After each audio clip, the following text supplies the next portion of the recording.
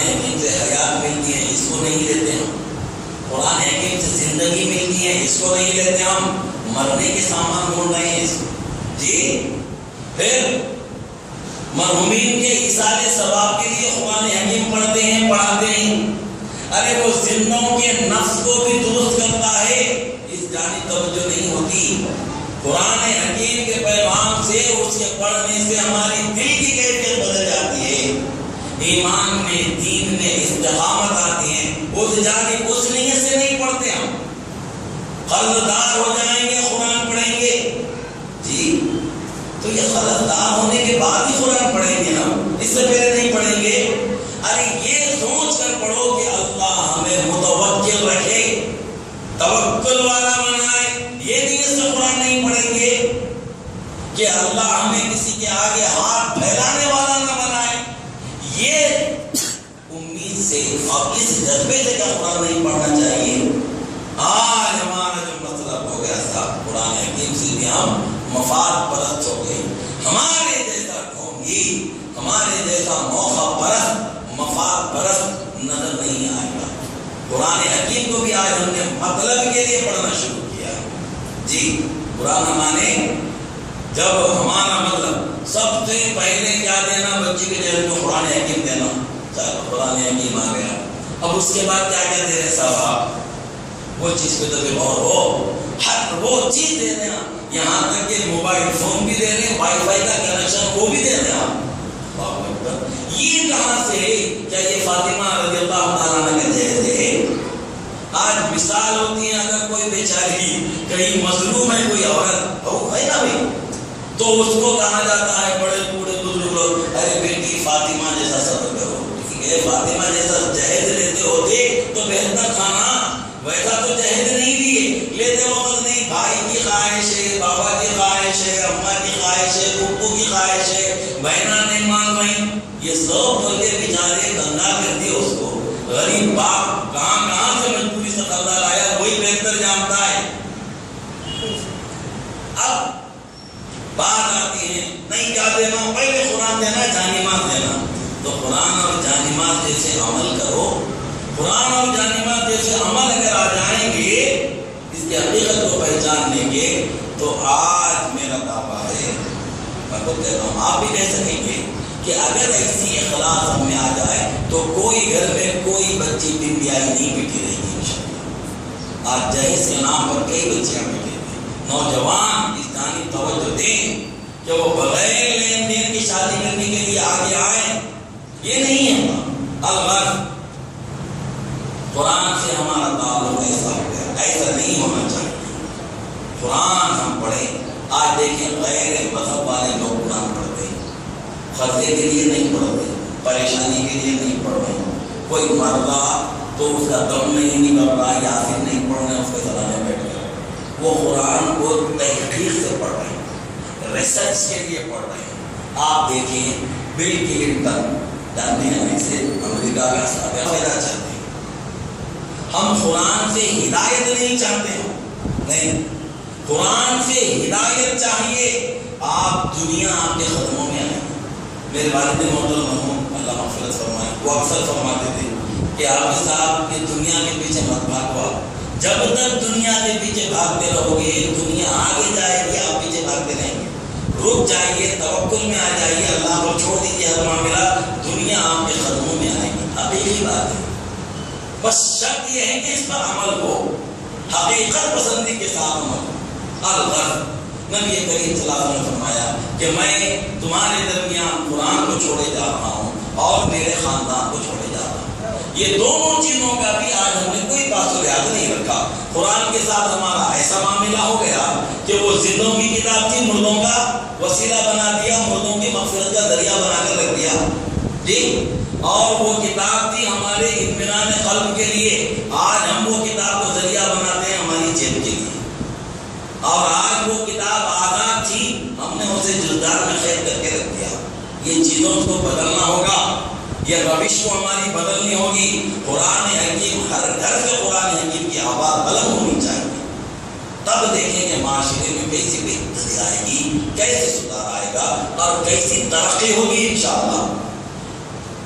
پھر دیکھیں اسی لیے تو شاعر مشرق علامہ اقبال اللہ رحمہ فرماتے ہیں وہ معزز سے زمانے میں مسلمان ہو کر صحابہ کرام تابعین تابعین بزرگان دین کہ وہ معزز تھے عزت والے تھے زمانے میں مسلمان ہو کر ہم خوار ہوئے تاریخ قرآن ہو کر قرآن کو غفلت میں ڈال دیا اور آج ہم خوار یعنی کہ ذلیل ہوئے. یہ سوچ یہ فکر شاعر مشرق علامہ اقبال رحمہ کی کئی سال پہلے کی اور اگر دیکھیں تو آج بھی آپ کا ایک ایک شعر حالات پر مکمل طور سے فٹ ہوتا ہے. البتہ اب آئیں دوسری جگہ اہل بیت اطہار. نبی کریم صلی اللہ علیہ وسلم فرمایا کہ میں قرآن اور میرے اہل بیت کو چھوڑ جا رہا ہوں. ان کا کہاں تک ہم نے پاس بہاد رکھا. برا نہ مانے میں نے جیسے کہ ابھی کہا کہ نوجوانوں میں سے کسی کو کھڑا کر پوچھ لیجیے کہ بابا یہ اہل بیت کیا ہے, کیا جواب دے سکیں گے؟ کیونکہ انہیں نہیں بتایا جا رہا. طوطے کے جیسا بات جانب سے ایک بات بتائی جاتی ہے نماز پڑھو نماز پڑھو نماز پڑھو نماز پڑھو ہو گیا. خالی ایک ہی فریضہ ہے نماز, پھر روزہ بھی ہے زکات بھی ہے حج بھی ہے اور پھر یہ تمام اعمال کی درستگی کے لیے بھی کچھ چیزیں ہیں. وہ ہے نبی پاک صلی اللہ علیہ وسلم سے کامل محبت, آپ کی آل و اطہار سے کامل محبت. جب تک کہ یہ نہ ہو کچھ نہیں ہوگا.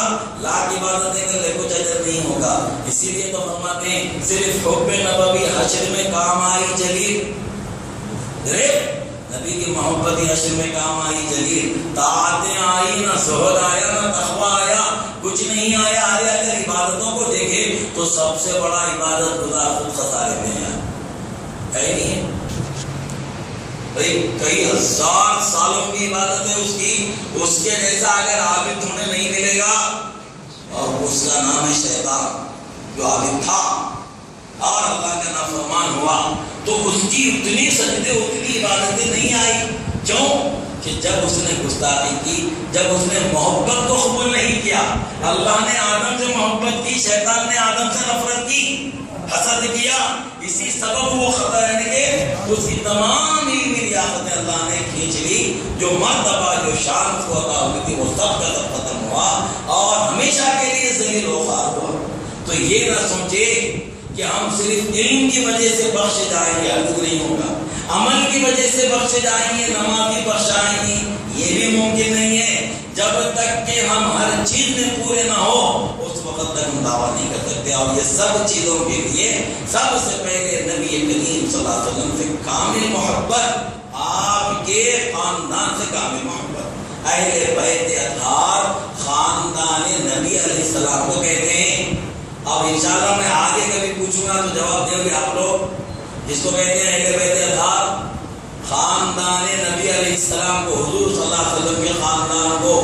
اور وہ اہل بیت کسے کہتے ہیں؟ حضرت سیدنا علی رضی اللہ عنہ, حضرت فاطمہ رضی اللہ تعالیٰ عنہ, حضرت امام حسن امام حسین رضی اللہ عنہ. یہ ہیں نبی علیہ السلام کے خاندان والے, انہیں کہتے ہیں اہل بیت. اور انہیں کی تعظیم کی ہمیں ہر سطح پر پابندی واجب ہے. ان کی تعظیم واجب ہے. اگر ان کی شان میں بے ادبی ہے تو ہمارے سب عمل بیکار ہے. اور انہیں اونچے مقام والی ہستیوں میں ایک ہستی ہے ام المومنین حضرت سیدہ خدیجہ الکبریٰ رضی اللہ تعالیٰ عنہا, کہ جو حضرت سیدہ فاطمہ الزہرا رضی اللہ تعالیٰ عنہا کی والدہ ماجدہ, نبی پاک صلی اللہ علیہ وسلم کی پہلی زوجہ مطہرہ. اگر دیکھیں تو سیدوں کی یہ سب سے پہلی کڑی حضرت خدیجہ الکبریٰ رضی اللہ تعالیٰ عنہا, اور آپ ہی کے بدن سے حضرت فاطمہ رضی اللہ تعالیٰ عنہ تشریف لائی کہ جو خاتون جنت ہیں. اب حضرت خدیجہ رضی اللہ تعالیٰ عنہ کا قبول اسلام والا معاملہ مختصر سے اللہ تعالیٰ نے سنا دی کہ نبی پاک صلی اللہ علیہ وسلم کی عمر شریف 25 برس, حضرت خدیجہ رضی اللہ تعالیٰ عنہ کی عمر 40 برس. جی, اور آپ بیوہ ہوئی تھی کم یعنی کہ تھوڑے ہی مختصر سے وقت میں شادی کے بعد. اس وقت سے آپ شادی نہیں کی تھی, بیوہ تھی. نبی پاک صلی اللہ علیہ وسلم کے چچا حضرت ابو طالب حضرت خدیجہ رضی اللہ عنہا جو کہ بہترین ماہر تاجر تھیا، تجارت کرتی تھی، تو ان کے یہاں نبی کریم صلی اللہ علیہ وسلم کو آپ تجارت کی غرض سے بھیجتے ہیں۔ نبی پاک صلی اللہ علیہ وسلم جب پہلی مرتبہ تشریف لاتے ہیں تو اس وقت کا واقعہ یوں ہوتا ہے کہ حضرت سیدہ خدیجہ رضی اللہ تعالیٰ عنہ بالا خانہ یعنی کہ بال کونی میں، بالا خانہ کہتے ہیں، اب آج اگر بالا خانہ کہتے تو بچے پریشان ہو جائیں گے، یہ کیا کہہ رہے ہیں صاحب، بال کونی معلوم نا جی، تو وہاں پر کھڑی ہوئی تھیاں، تو جب دیکھتی ہیں کہ نبی کریم صلی اللہ علیہ وسلم تشریف لا رہے ہیں تو حیرت سے دیکھتی ہے، کیوں کہ آپ جب تشریف لا رہے ہیں تو ایک بادل کا ٹکڑا آپ کے سر پر ہے، جیسے جیسے آپ آگے بڑھ رہے ہیں وہ ٹکڑا آگے بڑھتا جا رہا ہے، یہ دیکھتے ہی آپ صلی اللہ علیہ وسلم کی عقیدت دل میں پیدا ہو گئی۔ پھر نبی کریم صلی اللہ علیہ وسلم کو اپنے یہاں تجارت کے غرض سے آپ نے تجارت کے تمام معاملات بتائے، اور پھر ایک مرتبہ فرمایا کہ میں آپ کو تجارتی قافلے میں بھیجنا چاہتا ہوں، آپ تشریف لے جائیں گے؟ تو نبی پاک صلی اللہ علیہ وسلم ہاں فرماتے ہیں۔ اب حضرت خدیجہ رضی اللہ عنہا آپ جب ہاں فرما دیتے ہیں تو اپنے غلام میسرہ کو، کہ جو تجارت کا مکمل ذمہ وہی تھے، وہ غلام حضرت خدیجہ کا، ان کو بلا کر کہتی ہیں کہ دیکھو تم محمد صلی اللہ علیہ وسلم کے قریب رہنا، ان کی ایک ادا کو نوٹ کرنا، ایک حرکت کو دیکھنا، کیا کیا واقعات ہوتے ہیں وہ سب واقعات کو یاد رکھنا اور مجھے بیان کرنا، اور سنو بالکل حد و ادب کا مظاہرہ کرنا، تعظیم و توقیر کا معاملہ کرنا ان کے ساتھ۔ اور وہ غلام جو بالکل وفادار ہے وہ بات سن لیتے ہیں، اب روانہ ہو جاتا ہے قافلہ۔ اب راستے میں ملک شام جانا ہے، ملک شام کے راستے میں کئی ایک معاملات ہوتے ہیں، اب وہ غلام ایک ادا کو دیکھ رہے ہیں، کیسے چل رہے ہیں، کیسے بیٹھ رہے ہیں، کیسی ادا ہے، کدھر زیادہ دیکھ رہے ہیں، آپ علیہ السلام وہ سب دیکھتے ہوئے چل رہے ہیں، کیونکہ وہ غلام حضرت خدیجہ رضی اللہ تعالی عنہا کا خاص ہے، اور پھر بااعتماد اور اپنی مالکہ کی عزت کرنے والا اور ان کی تعظیم کرنے والا غلام۔ اب اسے یہ نہیں معلوم کہ ان کی یعنی کہ اس کی مالکہ خود آپ کی تعظیم کس درجے رکھتی ہے، نبی کریم صلی اللہ علیہ وسلم۔ اب ایک ایسا موقع بھی آیا کہ ملک شام سے پہلے ایک پادری کا گرجا تھا، وہ گرجے کے قریب وہ لشکر رک گیا، اور نبی کریم صلی اللہ علیہ وسلم ایک جھاڑ کے نیچے جا کر بیٹھ گئے، اور آپ کا بیٹھنا تھا کہ وہ جھاڑ کی شاخیں آپ پر سایہ کرنے لگی، تو وہ پادری حیرت سے دیکھتا ہے، اور وہ غلام میسرہ کو بلاتا ہے، کہتا ہے کہ اے میسرہ یہ تمہارے ساتھ یہ نوجوان کون ہے؟ تو میسرہ کہتا ہے کہ یہ اہل قریش سے ہیں، قبیلہ قریش سے ان کا تعلق ہے، اور ان کا نام محمد ہے صلی اللہ علیہ وسلم۔ تو وہ پادری کہتا ہے کہ سنو ان کی تعظیم بجا لاؤ، حد و ادب کا معاملہ رکھو، کیوں کہ ان کی آنکھوں میں جو سرخی ہے، جو لال پن ہے، وہ کسی پیغمبر ہی کی آنکھ میں ہوتی ہے، دوسروں کی آنکھ میں نہیں ہوتی، اور یہ جو جھاڑ کے نیچے بیٹھے ہیں آج تک کوئی بھی اس جھاڑ کے نیچے جو بیٹھا اللہ کا نبی ہی بیٹھا، غیر نبی کبھی نہیں بیٹھا ہو جھاڑ کے نیچے۔